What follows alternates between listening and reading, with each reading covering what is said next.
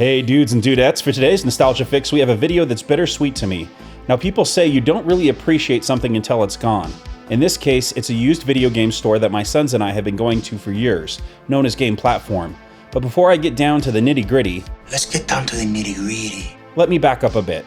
To me, malls hold a special place in my heart. Growing up, my family was not well off from a financial perspective, so going to any mall was a big treat. Maybe we'd get a hot dog on a stick or some Orange Julius, or perhaps some scrumptious Panda Express. Dang it, now I'm getting hungry. But if we were really lucky, we'd visit a coin shop, baseball card store, or my favorite, a video game store. Growing up in the 80s, these places always had a distinct smell to them. Not a bad smell per se, but it was a combination of residual cigarette smoke from the store owner, combined with the air conditioning battling the musty smell of old baseball cards, comic books, or used Nintendo cartridges. Who thought a smell like that could be missed? And yet, it was a part of my childhood. That's why it pains me to see this video game store in the mall we frequent the most being shut down. It actually came as a bit of a shock because a couple of weeks before it closed down, there was a sign in the front saying they were hiring. Did they shut down because they couldn't find someone willing to work there? I don't know, but certainly I didn't notice any signs of them shutting their doors. And by the way, I'm only referring to this location at the Southtown Mall in Sandy, Utah. I'm not aware about any other locations of the business and how they are doing. I hope they're doing okay. At any rate, I want to celebrate the memory of places like these. So as you start off at the store entrance, you're greeted to these awesome glass display cases. What's inside isn't anything like the Hope Diamond, but you still feel like these older games are special because they're being put on display like this. My favorite section is the classic NES section because I'm always on the lookout for that rare cartridge. Will I find Little Samson for $25 in near mint condition? Probably not, but the thrill of the hunt is what keeps gamers like me digging through old bins of video games, trying to find that one gem that someone else overlooked.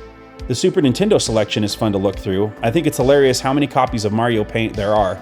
Sounded like a good idea at the time, until the kids got bored of painting on a console. Their Sega Genesis collection isn't that strong, but I'm glad to see it's there. That was the console I had as a teenager, and it got me through some tough times. The Nintendo DS and 3DS sections are probably their biggest. There's a lot on offer here. They also have some amiibos and other figurines on display, which are cool to look at. They had N64 games, but I was a PlayStation kid at the time, so I can't really speak with any authority about those titles. Moving back into the store, you'll notice more video game theming like this art from Mario Galaxy. The Galaxy games are some of the best video games in history, in my opinion. Here we have the Atari section. I'll be honest, the only memory I have as a kid with the Atari 2600 was at a friend's house, and I was told they had a Nintendo, but they lied to us to get us to hang out.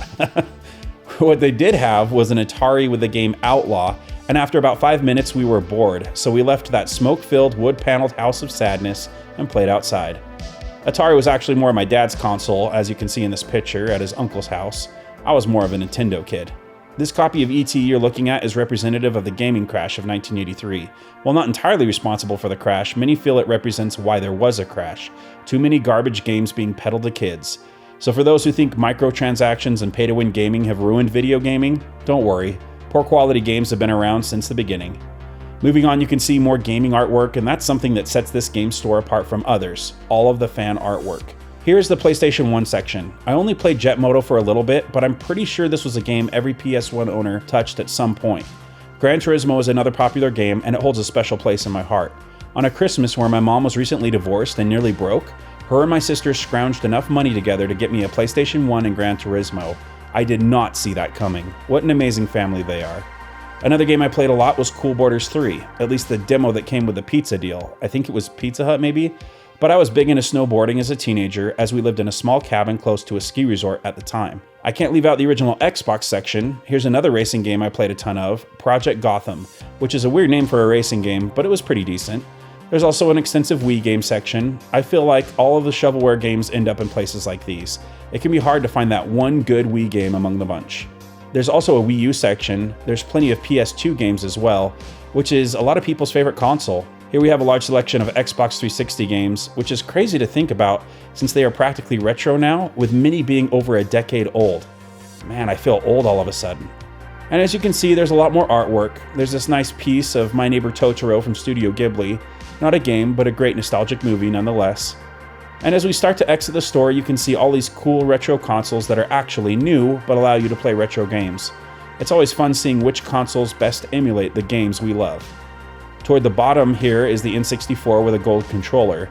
I never really liked the center of these controllers, but I know this is a big part of people's childhood. My wife grew up using this awkward controller playing games like Ocarina of Time, so it's all good.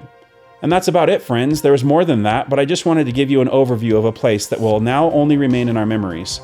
Let us know in the comments if you have a special place like this, and also be sure to check out our other video game videos, like this retro arcade in Utah themed after the Tron movies.